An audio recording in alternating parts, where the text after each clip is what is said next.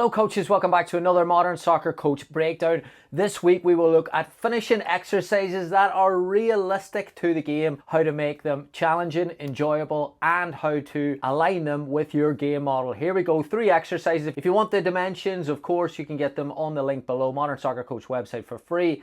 And when you're there, please register for our set piece webinar free on March 28th. Really looking forward to that one. Thanks for the support. Please like, subscribe. Here we go, finishing exercises.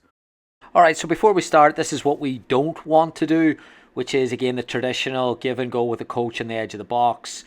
There's no variation from skill, there's very little challenge, there's no defensive pressure, and it's easy for the players to disengage and also heavily reliant on the coach to lay the ball off. And if you don't have a supply of balls, it's hard to drive any tempo and energy throughout it. So looking at moving away from these type of exercises, 3 other exercises that can drive competition and challenge. Alright, so this first one is a group of midfielders, forwards, central attackers at the halfway line, 2 wide attackers, then you've got a group of defenders by the goal, they go in pairs. The central attackers are organised in a triangle, long ball, long pass from the defenders, little triangle out, and then the ball goes wide, 3v2 in the box, so the wide player is one touch and then across. Can they pick out the attacker? And then finishing on goal.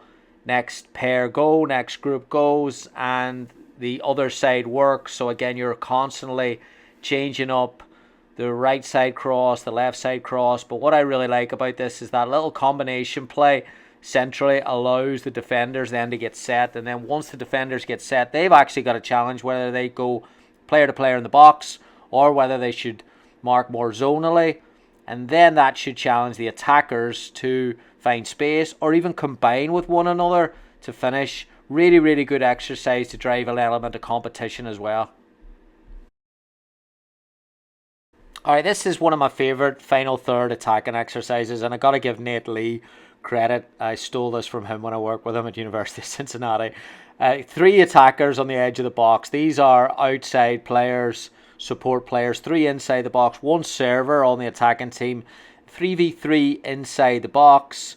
The wide players are on 1 touch. There's a line at probably about 30 yards up. That's a clearance line. So if the defenders clear the ball over that line, they get 2 points. 1 touch for the central support player, 1 touch wide. Central support player can shoot, but it's got to be 1 touch. So this really replicates the speed of the game and counter pressing opportunities as well. So if the defenders win the ball centrally inside and they don't get any pressure from the attackers, they can send that ball over the clearance line. Again, the coach can define whether that has to be in the air over the clearance line or if they want to give that even if it just passes the clearance line, depending again on the level.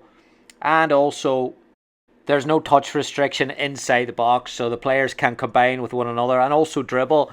A variety of solutions available here for players: cross, finishing, shots on the edge of the box, again combination play, rebounds and defensive clearances. This game has it all.